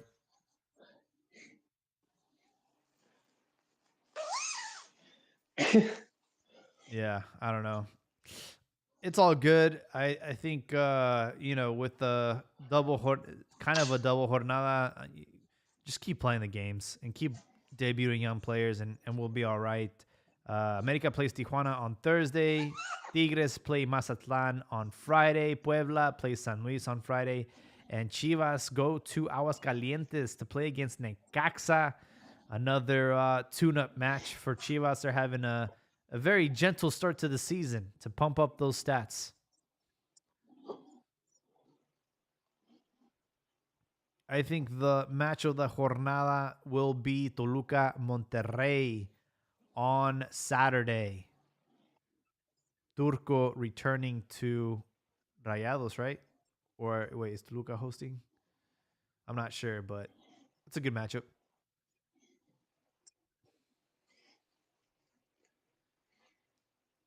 Oh, another thing that almost slipped my mind.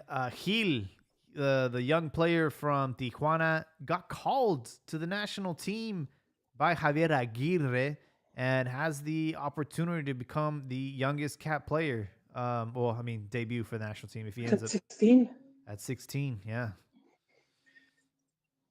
That guy's gonna be playing Roblox on the sideline, man. He's a scrub.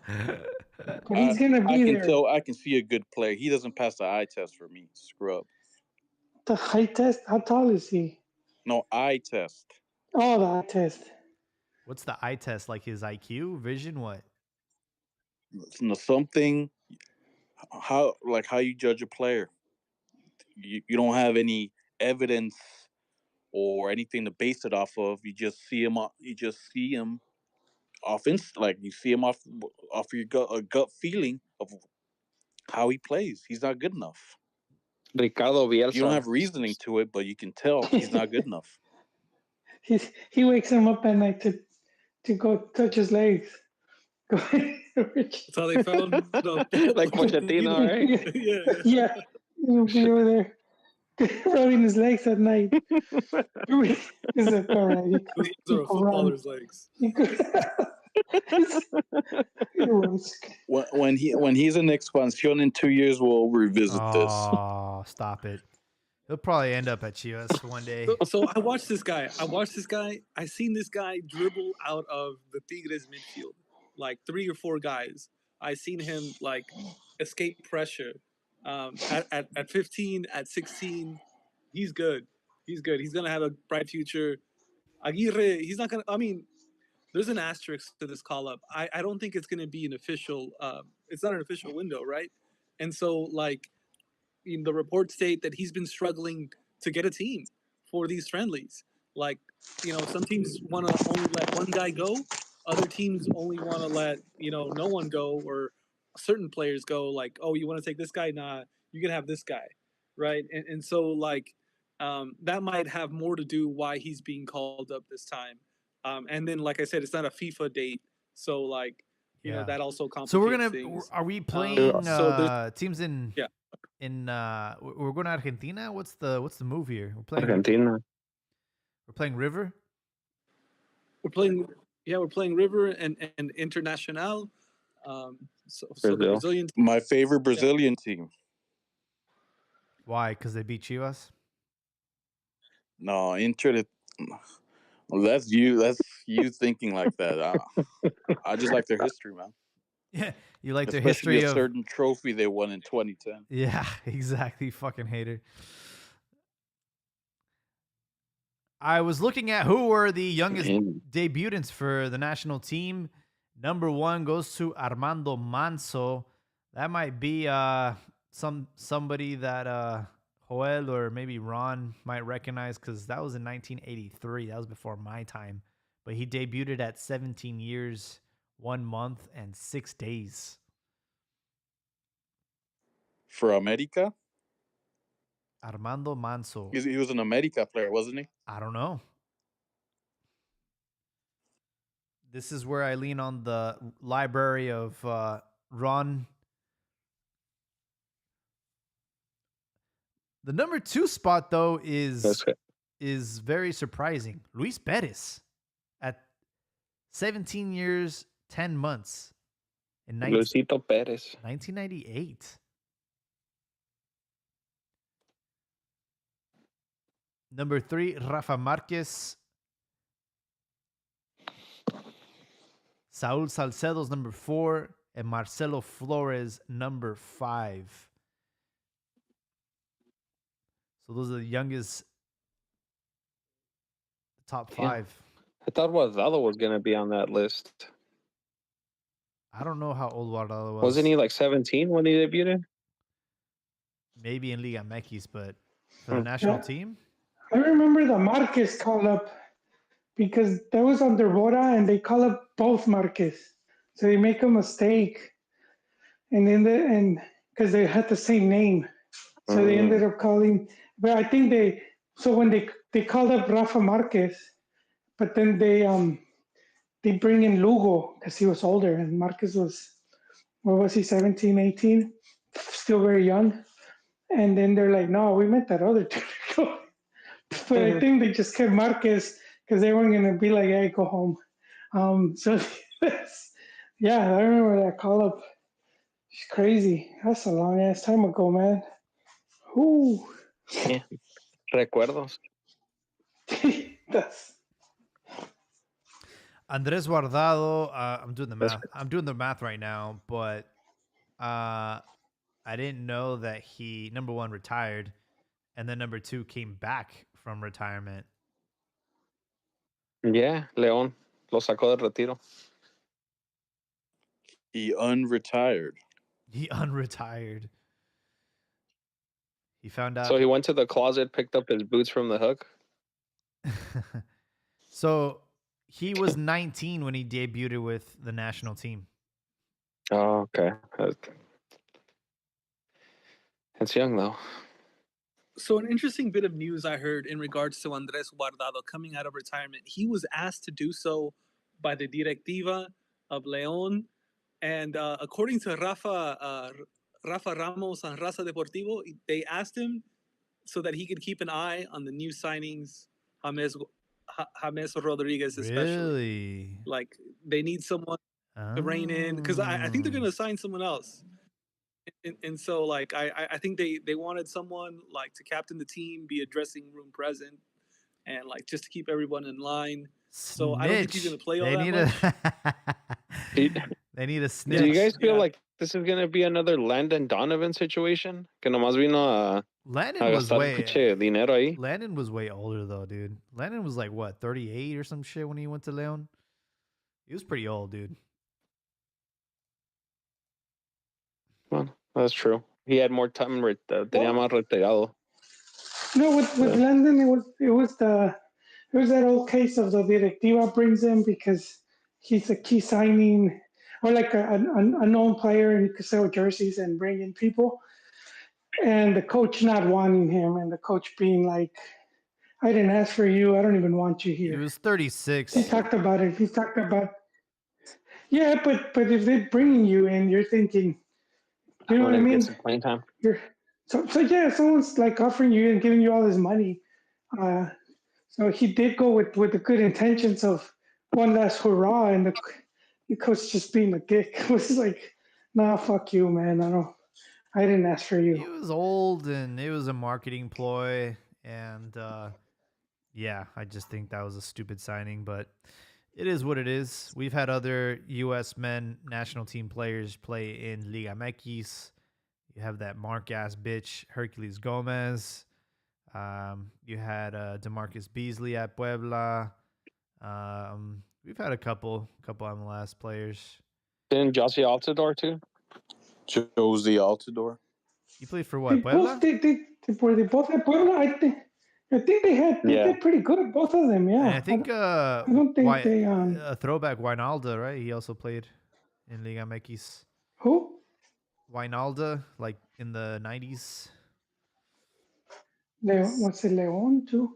I don't Omar know if he Gonzalez, man, stayed. at Pachuca.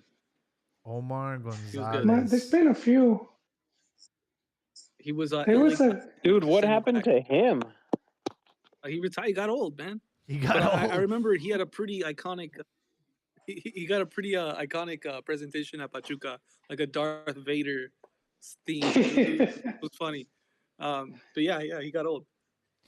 I don't know if Ronaldo ever got to play much. I know Marcelo Balboa played Leon. Clay Koyman played with Cruz Azul. Clay Koyman's like way. That's when I started. Around the time I was starting to watch in the 90s. Uh, who else? Who else? We had a few. Was it Tabaré Ramos with Tigres? Yarbrough. I mean, he's Oh, that no, Mexican American. I wouldn't count him. No, but I was more like they were like with the U.S. national team. Sorber was at Pumas. Mike Sorber, I think was his name. Yeah. Oh, yeah, for sure. You know who I would have liked in Liga MX? Dempsey, because he fucks with like Mexican culture. It's Texas, no? It's right in the Yeah. border. Yes, sir. Yeah. Well, folks, I don't have any other topics for tonight. You guys have anything else? Any burning hot topics? Yeah, I might. No, not hot topics. Just my closing thoughts. So I'll just say it for closing thoughts.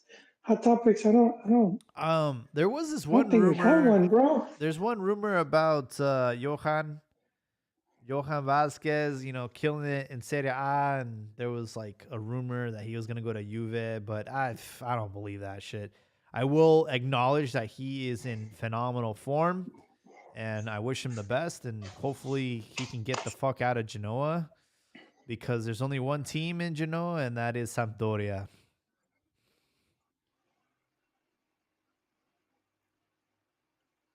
Bro, Sampdoria is in the second division, man. Genoa is like historic. Sampdoria is my team in the northern part of Italy. I got to go there, and it was like a random Sunday night, and I was in Genoa, and I was like, "Hey, like, how do I get tickets to this game?" And they're like, "Oh, you can't get tickets to this game. This game's sold out." I went straight to the box office, and they fucking sold me a ticket, and I ended up in the Curva Nord, which is like they're hardcore fans and shit, and everybody in that That's why they state, said no tickets. everybody, literally everybody in the stadium was on their feet the whole game, and they were playing Fiorentina. Damn. Nice. And I remember at halftime, everybody had their little smoke. Like, you're allowed to smoke in the stadium. Like, everybody was smoking their cigarettes and stuff. It's fucking great, man. even 12-year-olds. Everybody, bro. It's fucking great. I love City. Like, I can't watch it on TV, but 100% recommend anybody, if you go to Italy during the regular season, go to a fucking Serie A match. They're fucking incredible.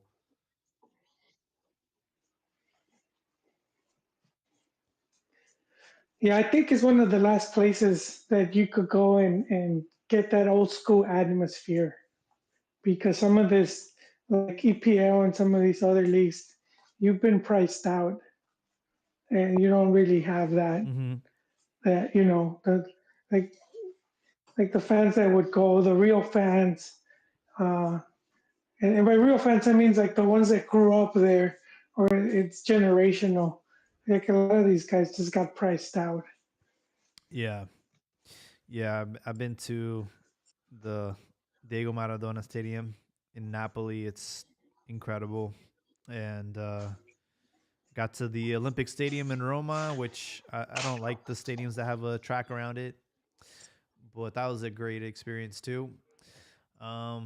Yeah, I love Italy. Italy is one of my favorite countries. Definitely to travel to. Did you guys see the video of like James Rodriguez, like how Leon unveiled him? The Gladiator ripoff. Yeah, they fucking did the gladiator, bro. And I think they like use his face like AI. She was I'm like, bro, what is Leon doing, bro? This is doing too much. Bro, it's that Mexican AI. It's really funny, Ay, man. pobres. Yeah, Liga MX, man, never change. I think they have very, very funny and unique league that you just don't get anywhere else. But yeah, who wants to start their closing thoughts so we can wrap up this episode? Me. I'll go. I'm gonna go with the Chivas, going for the naturalizados. I feel things have a way of going full circle. Chivas started with foreigners. I think they're gonna end up with foreigners again.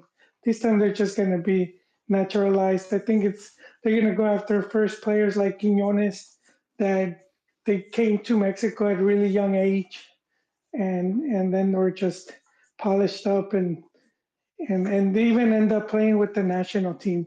And I think that's going to soften the blow. But I feel like for by the time they start doing that, there's going to be a whole slew of other Chiva fans that are not going to care. Just same way that a lot of us now we don't care for a cowl. And if we go back and let's say 20 years, that would have most likely it would have started riots. And now as fans, we just it makes no difference to us. So I do feel that's ultimately where that's gonna go, especially if you want to compete and keep because you Chivas can't keep up. They've more than shown that they can't keep up in the transfer market. Uh, Domestic or international. They just can't. So they need to widen that pool of players if they want to compete with these other clubs and have more access to talent. Because other than that, they're gonna have to hope that Liga MX goes back to just having like four foreigners and the whole league is filled with mixed talent that they could pick and choose. Mm-hmm. But that doesn't seem to be going anywhere. That's not going to happen. So it's going to be Chivas that has to change. So I see that happening. To me, the writing's been on the wall. All right, Joel. Thanks for joining us tonight. Appreciate you, and glad you're not on fire like the rest of LA. Thank you, man. Thank you. FC Gorditos, man. What you got for me? So I'm gonna close off this with words from our greatest philosopher. Quien mire hacia afuera sueña y quien mire hacia adentro despierta. Y yo sueño despierto que Chivas va a ser campeón. That's it. That's fucking hilarious. That is one of my favorite quotes. You need to. Yes, you need to do a mountain of coke. You need to do a couple lines to get fired up and. Bro. But yes, I love I that just can't quote, get over man. it. Yeah. I want Dude, that. You know to what? me, like you see its eyes, you could. Yeah, tell that dude he's was, fired. He's like, that dude was fucking coked out. He's like, I'm gonna win the league, then I'm going to England, I'm gonna win that league, then Spain, and then Yeah. And like he just kept piling it up, dude. You know what's all the way to the World Cup. You know what's funny is like I wish I could see the unedited version of that clip because they start, they start playing him off. Like I don't know if you guys remember the memes from the early you like play him off keyboard cat when they start saying something embarrassing and the cat playing the keyboard, like the sound comes on and they're just trying to get him. Like they start playing they play the Liga MX anthem to like mute the rest of whatever he was. I'm like, bro, like I need to hear the unedited version where he just keeps talking for like 30 minutes straight about what he's gonna do in Liga MX. Or maybe he was gonna say on FIFA because that makes a lot more sense. Like he did that shit in FIFA. Bro, he probably has a Football Manager account donde he's won everything. And he's like, oh, por eso sueño despierto. Because I've already won it in my Football Manager account. Hey, I'll wait till my closing thought, but yeah, that's funny as hell.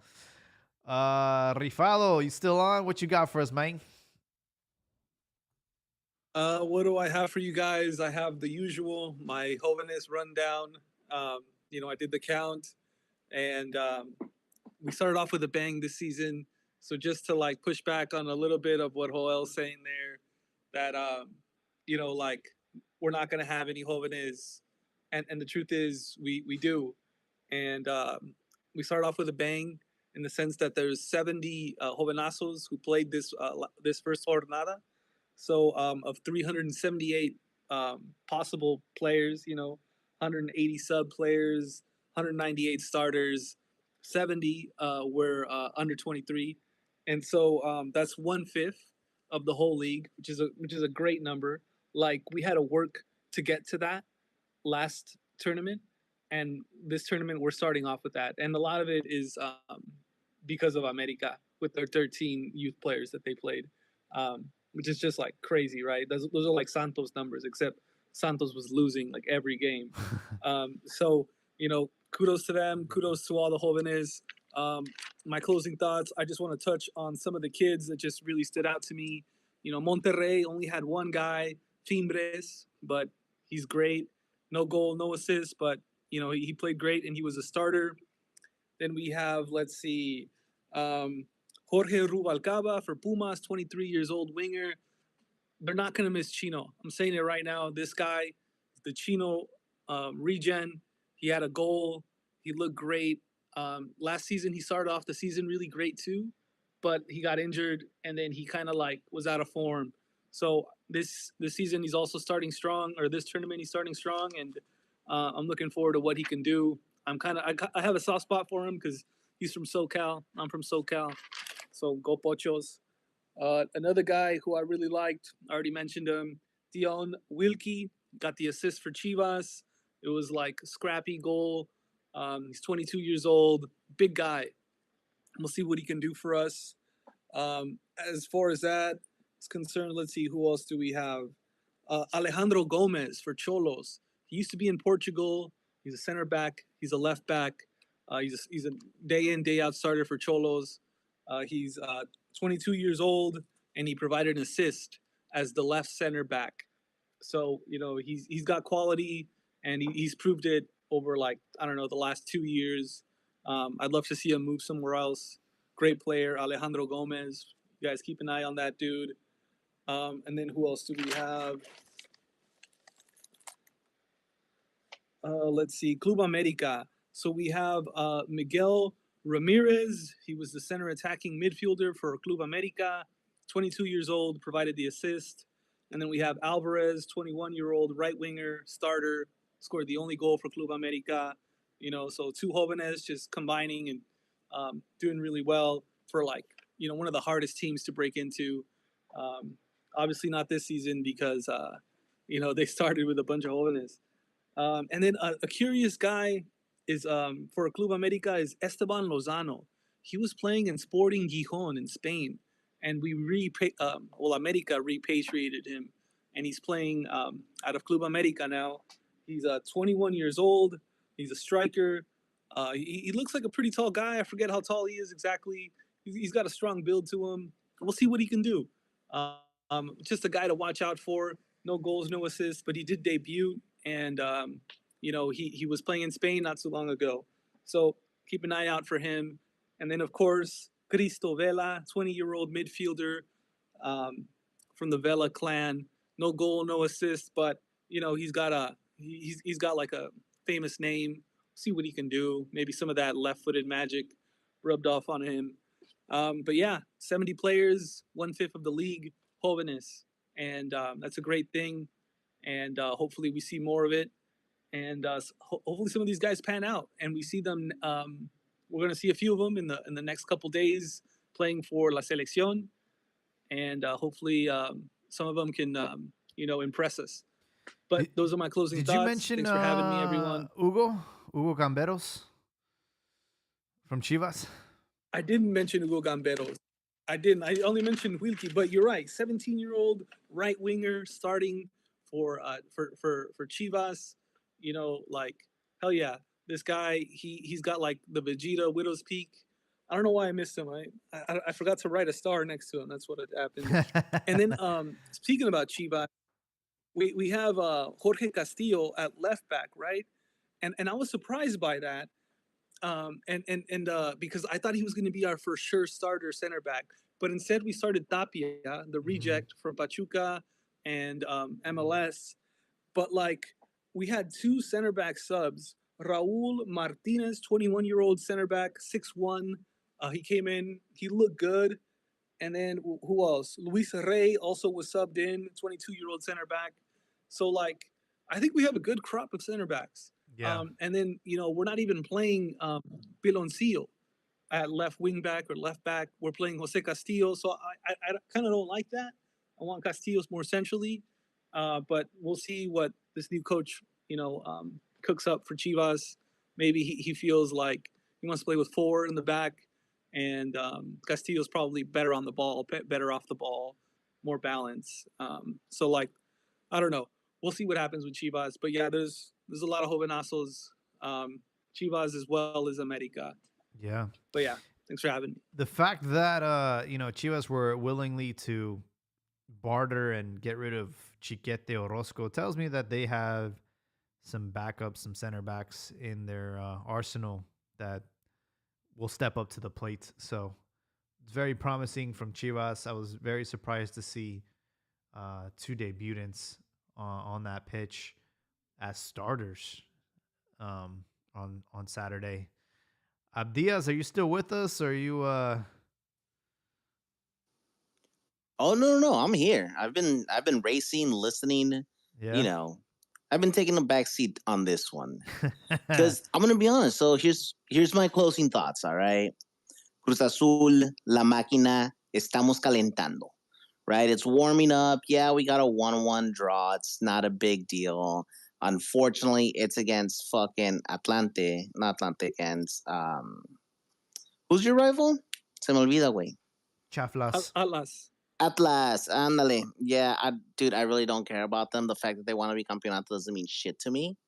Like, they're a small team, and I don't care about them. That's how small they are. So the fact that we got a tie to Atlas it's a little bit hurtful. But when we take into context the fact that, hey, our forward got injured right before, that's why if you look at the match facts, possession, passing, everything, Cruz Azul fucking dominated the match. It's just the fact that we weren't able to score a fucking goal. Right? Pero ¿sabes qué? No hay pedo, güey. Ahí viene Luca. ¿Por qué? Porque se lo robamos a las Chivas. Right? It's one of those things where Chivas has been proven time and time again that it is no longer competitive. Right? La grandeza, el legado, todo eso se ha desvanecido. It's slowly been chipped away at. And now we find ourselves where we are. Now, the one thing that I do want to say out of all of this is that there's this whole talk about Cruz Azul has to win the championship now, right? Están obligados, que eso y el otro. And now, you know what? I'm going to rebuttal that, and I'm going to say no. Reason being is because we're playing in that fucking ugly-ass stadium that is CEU. I fucking hate playing in Ciudad Universitaria. Me rompe un pinche huevo, güey. And the fact that we don't have our own stadium, I think is the most hurtful thing. So you know what? Before I want a fucking championship, with the I want our own stadium. Oh no, it's not even the excuses. It's just the outrage of, wait, viendo un pinche partido en CEU, me rompe un puto huevo, güey. It's like one of the worst watching experiences ever. Like, it's fucking horrible. America, if you see America the won a videos of the championship people without a fucking pitch, bro. What's your excuse?